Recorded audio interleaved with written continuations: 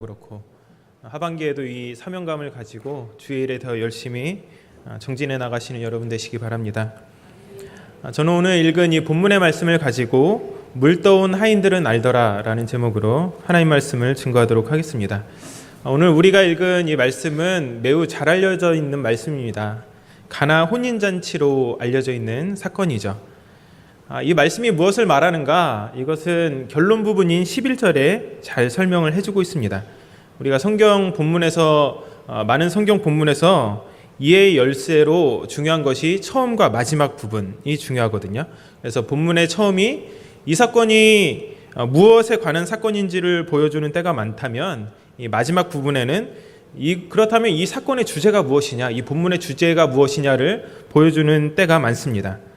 그래서 이 가나 혼인잔치 사건을 마무리하는 11절을 보면 이렇게 말씀을 하고 있죠. 예수께서 이 첫 표적을 갈릴리 가나에서 행하여 그의 영광을 나타내심에 제자들이 그를 믿으니라. 이게 결론입니다. 그러니까는 바로 여기서 물이 변하여서 포도주가 된 이 기적이 기록된 목적이 나타나 있는데 그건 뭐죠? 예수님의 영광을 나타내신 사건. 그러니까 예수님께서 메시아이심을 보여준 그 첫 번째 사건인 동시에 이를 통해서 제자들이 예수님을 믿게 되었다. 이게 이 가나 혼인잔치에 있어서 우리가 알아야 할 가장 중요한 의미라는 것입니다. 그리고 여기서 또 하나 우리가 눈여겨보아야 할 것은 표적이라고 하는 말입니다. 이 요한복음은 표적의 책입니다. 여러분, 기적과 표적의 차이를 아시죠? 이 다른 복음서에는 대부분 기적으로 나타나 있는 게 요한복음은 표적이라는 단어로 나타나 있습니다. 기적은 일어날 수 없는 어떤 기이한 일입니다. 근데 표적이라는 말은 기이한 일, 일어날 수 없는 일, 이런 의미보다는 무언가를 지시하는 뜻을 가지죠. 사인이라는 말입니다. 사인은 항상 이 사인이 지시하는 바가 있어요. 우리가 고속도로를 갈 때 110이라고 하는 간판이 있으면 그게 무슨 의미죠? 그 사인이 뭐죠? 제한 속도잖아요. 그 사인이 주는 의미는 제한 속도입니다. 그래서 이 표적이라고 하는 말은 항상 그 실체가 보여주고자 하는 어떤 본질이 거기에 담겨져 있습니다. 그런 점에서 이 가나 혼인잔치, 요한복음에 7가지 표적이 나타나는데 이 가나 혼인잔치의 기적이 표적으로 그려졌다는 것은 아주 중요하게 다뤄져야 할 부분이라고 할 수 있습니다. 그러니까는 이게 어떤 예수님의 일신상의 신변 잡기적 사건으로 마침 어떤 친척 집에 결혼식이 있어서 갔는데 딱한 처지를 만나서 주님께서 신비한 기적을 보여준 그런 정도가 아니라 이런 정도로 해석되어서는 안 되는 것이고, 이 사건은 표적이기 때문에 어떤 중요한 점을 우리에게 제시해 준다는 거죠. 그래서 요한복음의 마지막 부분을 보면 20장 30절과 31절에 요한복음을 기록한 목적이 나오고 있잖아요. 거기 보면 이렇게 말씀하고 있죠. 예수께서 제자들 앞에서 이 책에 기록되지 아니한 다른 표적도 많이 행하셨으나 오직 이것을 기록함은 너희로 예수께서 하나님의 아들 그리스도이심을 믿게 하려 함이요 또 너희로 믿고 그 이름을 힘입어 생명을 얻게 하려 함이니라. 아멘. 그러니까 표적을 통해서 이 표적의 목적은 이를 통해서 예수님께서 하나님의 아들 그리스도이심을 믿게 하려는 데 있다는 거죠. 그리고 정확히 오늘 본문의 결론과 그것이 일치하고 있습니다. 가나 혼인잔치는 그 첫 번째 표적으로 우리에게 예수님께서 구원자이시며 그분을 믿어야 한다는 것을 우리에게 가르쳐주고 있는 이 사건이라는 것이죠. 자, 이게 가나 혼인잔치에 담긴 어떤 구속사적인 그런 측면에서 중요한 의미라면 오늘은 그 속에 담긴 하나의 부분에 우리가 집중을 하려고 합니다. 그것은 이 기적 속에 동반된 인간의 믿음과 순종에 관한 부분입니다. 우리가 그 부분을 여러분과 함께 나누려고 해요. 우리가 지금 구역 연합 개강 예배로 이 시간 모였잖아요. 그래서 우리가 기억해야 할, 또 배워야 할 이 인간의 믿음과 순종을 통해서 우리가 배워야 할 그 교훈들을 오늘 말씀을 통해서 확인해 보려고 하는 것입니다. 이 자리에 모인 모든 구역장님들과 구역원 여러분들이 또 주님께서 오늘도 여러분 한 사람 한 사람을 통하여서 일하실 것을 여러분이 기대하신다면 오늘 말씀이 우리에게 주시는 그 의미를 우리가 함께 귀 기울여 보아야겠습니다. 여러분, 오늘도 우리의 믿음과 순종을 통해서 주님께서 일하고 계신다는 사실을 믿으시죠? 우리는 그것을 믿고 행하는 사람들입니다. 하나님이 하셨다라고 밖에 할 수 없는 그런 일들이 우리의 삶 가운데 여전히 일어나고 있습니다. 이 말씀을 통해서 하반기에도 우리 구역장님들의 헌신과 수고, 그리고 순종을 통하여서 미리 일하실 그 하나님을 기대하는 은혜의 시간이 되었으면 좋겠습니다. 오늘 말씀을 보니까 예수님께서 제자들과 함께 혼인잔치에 초대를 받습니다. 마리아는 이미 거기에 가 있었죠. 또 포도주가 떨어졌을 때 그 자신이 걱정했던 것으로 보아서 그것은 아마 예수님과 친인척 관계에 있는 사람의 혼인잔치였을 것입니다. 팔레스타인에서 마을에서 어떤 결혼을 한다, 혼인잔치가 있다, 이것은 아주 중요한 사건입니다. 그래서 사전에 미리 공지를 하고요, 마을 전체가 잔치에 참여를 했습니다. 그리고 일주일까지도 계속 혼인잔치가 진행이 되기도 했는데, 그렇기 때문에 정성껏 모든 것을 충분하게 준비를 하겠죠. 그런데 큰 문제가 발생하게 됩니다. 음료인 포도주가 떨어지게 된 것입니다. 이것은 초대된 손님들의 불만, 그리고 주인에게는 불명예를 끼칠 수 있는 아주 위기 상황이었다고 할 수 있습니다. 그때 예수님의 어머니가 예수님께 말하죠. 저들에게 포도주가 없습니다. 이에 대한 예수님의 반응, 4절이 말씀하고 있는데 냉소적이죠. 여자여 나와 무슨 상관이 있나이까? 내 때가 아직 이르지 아니하였나이다. 우리가 본문을 오해하지 않고 읽었다면 이것은 거절에 가까운 대답입니다. 이 한 절에 담긴 해석과 의미가 많지만 그것들을 세세하게 다루진 않을 거예요. 분명한 것은 예수님께서 메시아적인 그 소명을 감당하기 위한 때가 이르지 않았다는 것을 분명하게 말씀하심으로써 이 마리아의 요청을 거절하는 듯한 뉘앙스를 풍기고 있다는 것입니다. 근데 놀라운 것은 예수님의 이 대답에도 불구하고 마리아가 하인을 불러서 이렇게 말하죠. 너희에게 무슨 말씀을 하시든지 그대로 하라. 예수님께서 분명히 거절에 가까운 대답을 하셨는데 마리아는 그 거절의 대답을 듣고서도 이렇게 말했다는 거죠. 우리는 마리아의 이 말 속에서 하나님의 기적을 보게 되는 믿음의 원리를 발견할 수 있게 되는데, 그것은 익숙한 것을 넘어서는 용기 있는 믿음이라고 할 수 있습니다. 마리아가 뭐라고 대답을 했죠? 5절을 보니까 무슨 말씀을 하시든지 그대로 하라. 뛰어난 신약학자였던 F.F. 브루스는 이 부분을 이렇게 주석하고 있습니다. 마리아는 아들의 퉁명스러운 대답에도 불구하고 상황을 그에게 맡기면 위기를 모면할 수 있다는 것을 알았다. 그녀는 그가 무엇을 하실는지에 대해서는 알지 못했다. 그러나 바른 일을 하실 것은 알고 있었다. 그러니까 마리아에게는 예수님께서 연회에서 실종된 이 포도주를 어떻게든 만들어 주실 것이라고 하는 믿음이 있었다는 거죠. 구체적인 방법에 대해서는 알지 못했지만, 그러나 모두에게 곤란한 상황 가운데 주님께서 분명히 무언가를 할 수 있을 것이라는, 무언가를 해주실 것이라는 그 믿음이 그녀에게 있었다는 것입니다. 여러분, 우리 인생 가운데도 이런 믿음이 필요합니다. 우리는 때로 내가 가진 어떤 이성 그리고 범주 안에 하나님의 전능하심을 가두어 버리는 때가 있습니다. 하나님의 영광을 보기 위해서 우리가 취해야 할 것은 우리가 가지고 있는 상식이나 합리성이 아닙니다. 우리의 익숙한 방법이 아니라는 거죠. 믿음이라는 것입니다. 믿음.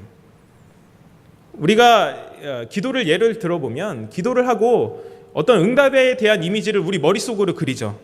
이렇게 내가 기도했으니까 이렇게 응답해 주시겠지. 저번에는 이렇게 응답하셨으니까 이번에는 이렇게 해주시지 않을까? 이러한 이미지들을 우리가 그리죠. 근데 사실 우리가 그렇게 하는 것이 하나님의 전지전능하심을, 무한한 가능성을 우리가 제한한다는 사실을 기억을 해야 합니다. 복음서를 읽다 보면요, 예수님께서 기적을 베푸실 때 내 믿음대로 되리라 라고 하시는 말씀을 자주 하시는 것을 보게 됩니다. 또 변화산 밑에서 회의적인 시선으로 예수님을 바라보았던 간질병 들린 아이의 아버지가 있었죠. 그 아버지에게 뭐라고 대답하시죠? 마가복음 9장 23절에 보니까 할 수 있거든이 무슨 말이냐, 믿는 자에게는 능치 못함이 없다. 예수님께서 이렇게 말씀하셨습니다. 또 히브리서 11장에 말하는 것처럼 믿음은 바라는 것들의 실상이고 보지 못하는 것들의 증거입니다. 또 6절에는 그렇게 나타나 있죠. 믿음이 없이는 하나님을 기쁘시게 하지 못합니다. 우리의 믿음이 어떠해야 된다는 것을 가르쳐주고 있습니다. 그것은 무엇이죠? 무슨 말씀을 하시든지 우리에게 익숙한 방법이 아니라 이 모든 일의 주관자이신 하나님께서 그 일을 어떻게 처리하시든지 믿고 바라보라는 것이죠. 이게 믿음이라는 것입니다. 예수님께서는 능력이 없어서가 아니라 우리에게 믿음이 없어서 기적을 베풀지 못하는 것입니다. 내 생각이나 상상력, 사상을 의지해서는 안 된다는 거죠. 왜냐하면 거기에는 기적이 없어요. 세상에 어떤 유명한 철학이나 사상도 마찬가지죠. 여러분, 거기에 기적이 있습니까? 거기에 우리의 구원이 있습니까? 없습니다. 우리에게 기적을 베푸는 것은 하나님의 말씀입니다. 우리의 삶을 온전함으로 이끄는 것도 하나님의 말씀이죠. 믿음이란 내 생각이나 사상을 따르고 또 거기에 따라서 하나님의 능력을 제한하는 것이 아니라 하나님의 말씀을 믿고 따르는 것입니다. 사랑하는 여러분, 하반기에도 하나님께서 우리의 개인의 삶과 구역 가운데 이루실 큰 역사를 여러분 기대하고 계십니까? 여러분, 그렇다면 이것이 중요합니다. 무슨 말씀을 하시든지 이 믿음으로 우리가 나아가야 된다는 거죠. 익숙한 내 방식, 사상이 아니라 무엇을 상상하던 그 이상을 이루시는 그 하나님의 방법을 우리가 신뢰해야 된다는 것입니다. 이것을 믿고 나아가시기 바랍니다. 그래서 이 익숙한 것을 넘어서는 이 믿음이 하반기에도 우리 구역장님들, 또 모든 직분자들, 또 성도님들 가운데 넘쳐나시기를 축복합니다. 두 번째로는 믿고 순종할 때 보게 되는 기적이 있다는 것입니다. 익숙한 것을 넘어서는 믿음으로 순종할 때 우리는 기적을 경험할 수 있게 된다는 것이죠. 6절은 이렇게 말씀을 하고 있습니다. 거기에 유대인의 정결 예식을 따라 두세 통 드는 돌 항아리 6이 놓였는지라. 돌 항아리 6이 있는데 그 쓰임새는 유대인의 정결 예식에 사용되는 것이었습니다. 여기에도 다룰 것들이 많이 있습니다. 신학적으로 다룰 것들이 많이 있지만 간단하게 우리가 이것을 살펴보면 이 돌항아리의 용도가 유대인의 정결 의식을 위한 것이었다고 분명히 말씀을 하고 있고, 이것은 유대인의 틀에 박혀있는 율법주의를 뜻한다는 것이고, 또 예수님께서는 이렇게 행위만 남은 그들의 율법주의를 새 포도주로 바꾸셨다는 것을 우리에게 말씀하고 있다는 것이죠. 또 어떤 신학자는 여기에서 숫자를 중요하게 봐서 6이라고 하는 숫자가 완전 수인 7에 부족한, 그러니까 율법의 부족함을 나타내기 위해 쓰였다, 이렇게 해석하기도 합니다. 매튜 헨리 목사님은 6절의 말씀을 물처럼 빈약하고 밋밋한 율법의 그림자를 거두시고 하나님과 사람을 즐겁게 하는 포도주와 같은 복음의 은혜를 끼치기 위해 예수님께서 오셨다, 이렇게 표현하였습니다. 그 주님께서 베푸시는 기적이 무엇인지 우리에게 나타내 보여주고 있죠. 이어지는 7절이 말씀하고 있는 것은 이렇게 말씀을 하고 있습니다. 예수께서 그들에게 이르시되 항아리에 물을 채우라 하신즉 아기까지 채우니. 자, 한 통에 약 76리터 정도 들어갑니다. 그러니까는 다 6통을 다 채우면은 한 450리터 좀 넘게 되는 물이 채워지게 되겠죠. 이렇게 말씀을 하시는데 하인들이 어떻게 하죠? 아기까지 물을 채우게 됩니다. 하인들은 지금 연회장에 포도주가 떨어진 것을 알고 있어요.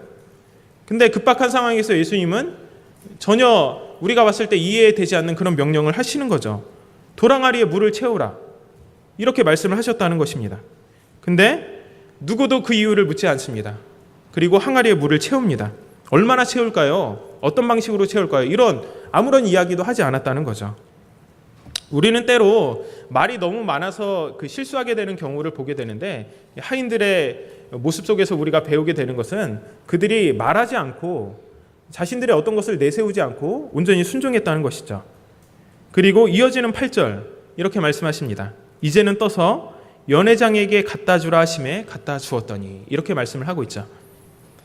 여기 하인들의 두 번째 순종이 나타나는데 이건 분명히 첫 번째 순종보다 되게 힘든 일이었습니다. 항아리에 물을 채우는 것은 그저 물을 채우는 거죠. 여기에는 우리가 그럴 수도 있지라고 순종을 할 수도 있어요. 근데 물을 떠서 연회장에게 갖다 주는 것은 전혀 다른 문제라는 것입니다. 정결 예식을 따르는 그 도랑아리였기 때문에 손으로 이 물로 손을 씻고 발을 씻는데 사용하라고 갖다 주려고 하셨다면 이건 상식이니까는 그럴 수 있지, 이렇게 할 수 있지만, 이것을 연회장에게 떠서 갖다 주라는 말은 이게 뭐라는 얘기죠? 지금 포도주라는 얘기거든요. 그러니까 물을 술인 줄 믿고 갖다 주라는 것입니다. 우리의 상식에 맞지 않는 이야기죠. 지금 그들이 이 작업을 직접 하지 않았습니까? 그 장면을 직접 그들이 경험했고, 그리고 물을 채우는 일을 직접 했습니다. 근데 그것을 지금 떠서 포도주인 것으로 믿고 갖다 주라는 것입니다. 이렇게 예수님께서 말씀하시는 일에 순종하기가 사실은 쉽지 않다는 것을 여러분 아실 것입니다. 우리의 상식에 맞지 않기 때문에. 근데 이 종들의 탁월함은 바로 순종하여서 맹물을 떠다 주었다는 데 있습니다. 흔히 사람들이 생각하기를 이 6항아리에 든 물이 다 포도주로 변하였을 것이라고 생각을 하지만 이 본문을 주의 깊게 들여다보면 그렇지 않습니다. 이 떠서라고 하는 말이 안트레오라고 하는 말인데, 이 요한복음 4장 11절에 사마리아 여인과 예수님이 만나는 장면이 있잖아요. 거기서 여인이 그렇게 말하죠. 이 물을 깃는다라고 표현을 할 때 이 말이 사용이 되었거든요. 그러니까 이 말의 본질적인 의미는 우물에서 물을 길어내는 것을 함축하는 그런 말입니다. 그러니까는 이 하인들이 그 물을 떴을 때, 그때는 이 물이 그냥 물이었다는 것이죠.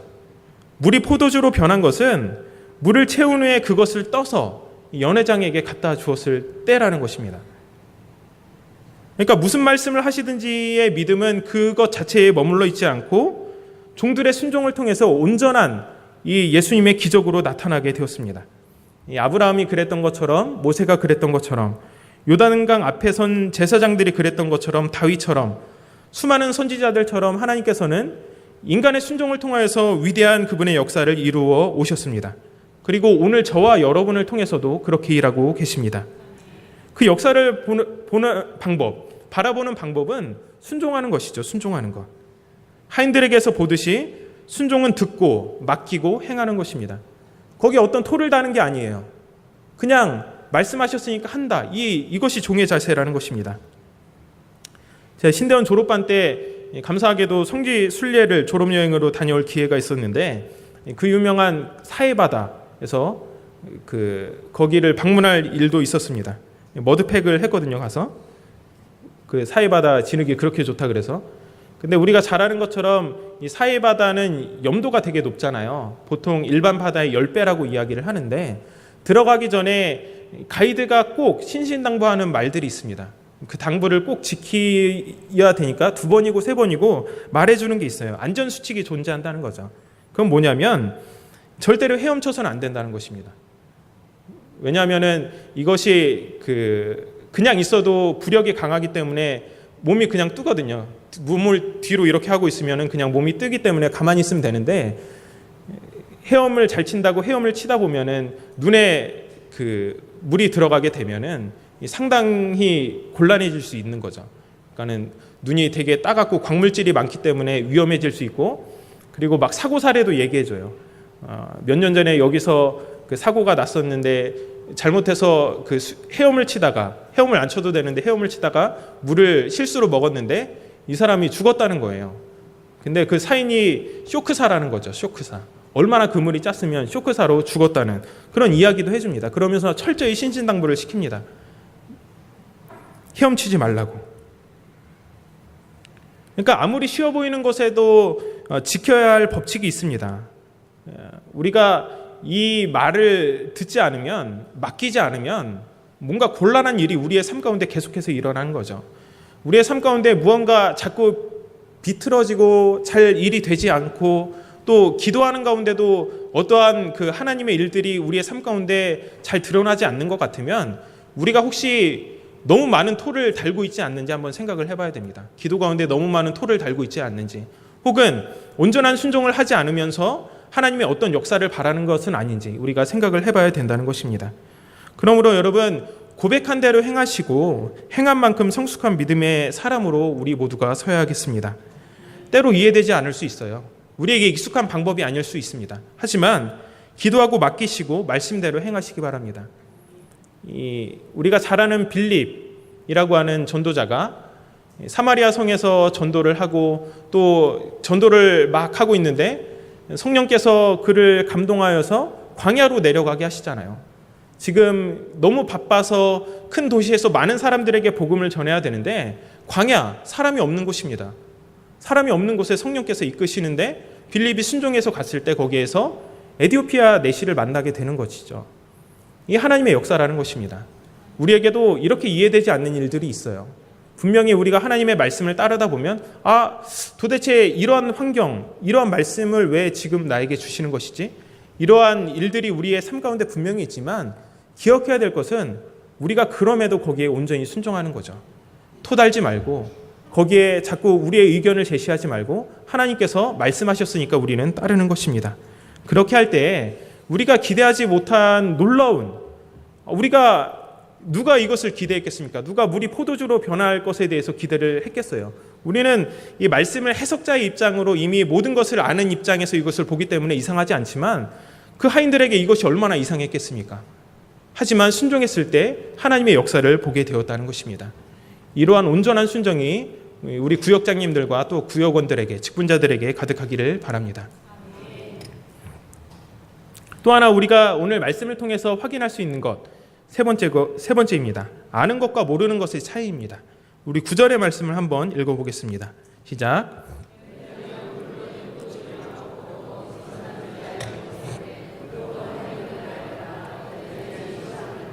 아멘. 연회장은 포도주를 맛보았지만 그 근원에 대해서 알지 못했죠. 근데 하인들은 예수님의 명령에 참여했기 때문에 그 근원을 알았습니다. 여기 두 가지 대조가 나타나죠. 아는 것과 모르는 것. 이 둘의 대조를 통해서 우리는 순종할 때 누리게 되는 귀한 축복에 대해서 깨닫게 됩니다. 몰랐던 연회장은 그 근원을 알기 위해서 신랑을 부르지만 물떠온 하인들은 알았습니다. 믿고 순종했기 때문입니다. 우리 이 자리에 계신 모든 여러분에게 하나님께서 이 믿음과 순종을 더하여 주시기를 축복합니다. 여러분, 물떠온 하인들은 알더라. 물떠온 하인들은 알았습니다. 여러분은 이 두 가지 대조, 아는 것과 모르는 것, 어느 것에 속해 있습니까? 주님의 영광을 나타내는 역사를 우리가 경험하기 원한다면 물떠온 하인이 되어야 합니다. 어쩌면 우리는 포도주라고 하는 결과에 집착하고 있는지도 모릅니다. 그래서 그 과정 가운데 이루어져야 하는 하나님과의 관계를 생략해 버릴 때가 많이 있습니다. 우리는 기도하고 늘 결과만을 원하죠. 하지만 하나님께 중요한 것은 뭐예요? 그 일을 이루어가는 과정, 순종 가운데 이루어지는 그 하나님의 일, 그게 중요하다는 것입니다. 하인들이 포도주의 근원을 알 수 있었던 것은 그들이 예수님의 말씀을 경청하고 행했기 때문입니다. 우리도 그렇습니다. 여러분, 왜 우리의 믿음이 성장하지 않을까요? 왜 하나님의 존재에 대한 의심이 우리 가운데 생깁니까? 하나님과의 관계를 생략한 채 어떤 결과만을 기대하기 때문에 그렇습니다. 믿고 순종한다는 것, 결국 관계죠. 관계. 포도주라는 결과 자체가 초점이 아니라 그것이 어떻게 이루어지는가, 이루어지기까지의 과정이 이 초점인데 우리는 그것을 무시해버릴 때가 많이 있다는 것이죠. 마리아와 하인들은 그 과정 가운데 듣고 순종했기 때문에 주님의 영광을 보았고 또 제자들은 예수님을 믿게 되었습니다. 여러분, 하나님의 역사를 기대하신다면 우리가 이 하나님과의 친밀한 관계를 소홀히 해서는 안 됩니다. 무조건 결과만을 우리가 기대하는 것이 아니라 우리가 아는 사람이 되기 위해서는 이 과정을 소중하게 여겨야 합니다. 어떤 결과만을 원하는 것이 아니라 하나님께서 이루어 가시는 역사 가운데 내가 동참하게 될 수 있기를 여러분 먼저 기도하셔야 할 것입니다. 그래서 이 하반기 우리 구역 가운데 또 구역장님들과 구역원들 모두가 물떠온 하인들은 알더라. 이러한 역사가 우리의 삶의 현장에서 오늘도 일어날 수 있다는 것을 믿고 믿음으로 담대하게 나아가시는 하반기가 되시기를 바랍니다. 자, 이제 마지막입니다. 네 번째입니다. 우리 모두는 주님의 영광을 나타내는 도구가 되어야 합니다. 연회장이 신랑을 불러서 이렇게 말합니다. 10절을 보니까 말하되 사람마다 먼저 좋은 포도주를 내고 취한 후에 낮은 것을 내거늘 그대는 지금까지 좋은 포도주를 두었도다 하니라. 잔치의 관습이죠. 미각이 가장 예민할 때는 좋은 포도주를 냅니다. 하지만 술이 어느 정도 들어가고 미각이 이제 둔해질 그때에는 낮은 품질의 포도주를 대접을 합니다. 그래도 티가 나지 않거든요. 그런데 물로 된 포도주의 맛은 잔치 시작 때 나왔던 좋은 포도주보다 더 좋은 품질의 포도주였다는 것을 우리에게 말씀하고 있습니다. 우리 예수님께서 하셨기 때문에 어떻게 물이 변하여 포도주가 됐는데 이 포도주가 희석돼서 그런 것도 아니고 물 자체가 변하여서 포도주가 되었는데 그것이 좋은 상품의 포도주보다 더 맛있는 포도주가 되었을까요? 뛰어난 기독교 변증가이자 작가였던 C.S. 루이스는 기적이라고 하는 책에서 이것을 옛 창조에 속한 이적이라고 말을 했습니다. 그러면서 이렇게 말을 해요. 매년 자연 과정을 통해서 물을 포도주로 만드시는 창조주께서 이 경우에는 그 과정을 신속하게 진행하시어 같은 목적에 이르게 하셨다. 이렇게 그는 말하고 있습니다. 저는 이게 되게 뛰어난 통찰력이라고 생각을 하는데, 그러니까는 여러분, 물이 포도주가 되는 과정이 있잖아요. 어떻게 되죠? 자연적인 현상으로 볼 때 물이 증발해서 구름이 되고, 이 구름이 많아지면 비가 되어서 땅에 내립니다. 그럼 이게 포도나무에 영양분을 공급해주고, 또 포도주가 될 수 있는 포도를 수확을 해서 그것을 짜서 포도주가 되게 하잖아요. 근데 예수님의 이 기적은 모든 창조의 행위를 단시간에 압축시켜서 보여주는 그 기적이었다는 것이죠. 그리고 이 기적, 놀라운 기적을 통해서 11절 결론이 밝히고 있는 것처럼 주님의 영광이 나타나게 됩니다. 그리고 제자들이 예수님을 믿게 됩니다. 근데 주님의 영광을 나타내는 데는 이 마리아와 하인들의 순종이 결정적이었습니다. 우리도 이 하인들처럼 이 주님의 영광을 나타내는 도구가 되어야 합니다. 우리가 이러한 모습으로 나아가야 되는 것이 중요합니다. 주님의 기적이 구역 가운데 또 우리 아영교회 가운데 일어난 것을 여러분 원하신다면 이렇게 믿음과 순종을 하나님 앞에 드리시고, 너무나도 당연한 말이잖아요. 하지만 이것을 다시 한번 여러분에게 강조하는 것은 우리가 이러한 온전한 믿음과 순종 가운데 주님의 역사를 경험하게 되고 이것은 주님의 영광으로 나타나게 되기 때문입니다. 우리가 그렇게 할 때 알지 못하는 것이 아니라 알았던 하인들처럼, 물떠온 하인들이 알았던 것처럼 우리도 우리 삶과 교회 가운데 하나님께서 기적을 이루시는 방식에 대해서 분명히 보게 될 것입니다. 나아가서 우리의 순종이라고 하는 작은 행위를 통해서 주님의 영광이 나타나는 것. 여러분, 기도하실 때 우리가 그 주님의 도구가 되게 하여 주시옵소서, 이렇게 기도하시기 바랍니다. 이제 말씀을 생각하면서 우리 다 함께 기도하도록 하겠습니다. 3가지 정도 오늘 말씀을 요약해 보겠습니다. 여러분, 내 경험과 이성을 통하여서 전능하신 하나님을 제안하는 것이 아니라 무슨 말씀을 하시든지 그대로 하라는 말씀을 믿고 순종하는 자가 될 수 있기를 위해서 기도하시기 바랍니다. 또한 우리는 믿고 순종할 때 하나님의 역사를 보게 됩니다. 하나님과의 깊은 관계를 누리면서 물떠온 하인들은 알더라 라고 하는 말씀이 오늘 우리의 삶 가운데도 이루어지는 것들을 기대하면서 기도하시기 바랍니다. 또한 믿고 순종했던 하인들처럼 주님의 영광을 나타내는 도구가 될 수 있도록 주님의 은혜를 간구하시기 바랍니다. 기도하겠습니다. 사랑이 많으신 아버지 하나님, 주님의 은혜와 사랑을 감사를 드립니다. 오늘 우리에게 주시는 말씀을 통하여서 우리 구역이 하반기에 믿고 따라가야 할 그런 모습을 알게 해주셔서 감사를 드립니다. 이 가나 혼인잔치를 통하여서 아버지 하나님, 정말로 주님께서 역사를 이루시는 방식, 또한 기적을 나타내시는 방식에 대해서 우리가 배웁니다. 아버지 하나님, 주님께서는 그 일을 홀로 하실 수 있는 분이시지만 아버지, 마리아를 사용하셨고 또한 그 믿음을 보셨으며 또한 하인들의 순종을 통하여서 일하셨습니다.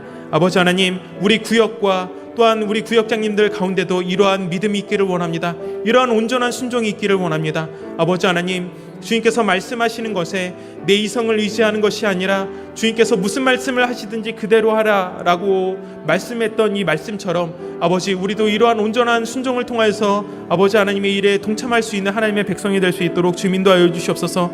또한 아버지 하나님, 우리가 이렇게 믿고 순종할 때 하나님의 분명한 역사를 우리도 보게 될 것입니다.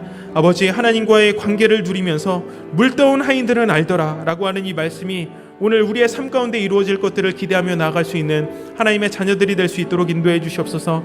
또한 아버지 하나님, 믿고 순종했던 하인들처럼 주님의 영광을 나타내는 도구가 될 수 있도록 아버지 은혜를 더하여 주시기를 간절히 원합니다. 아버지 하나님, 그래서 우리 모두가 아버지 삶의 하나하나가 주님의 영광을 나타내는 그 일에 동참하고 쓰임받을 수 있는 하나님의 거룩한 백성으로 나아갈 수 있도록 인도하여 주시고, 또한 이 일들을 통하여서 우리의 삶 가운데 놀라운 일들을 이루어 가실 그 하나님을 우리가 하반기에도 기대하며 우리의 모든 아버지 순종과 또한 믿음을 주님 앞에 온전히 올려드릴 수 있는 하나님의 백성이 될 수 있도록 인도하여 주시고 함께하여 주시옵소서.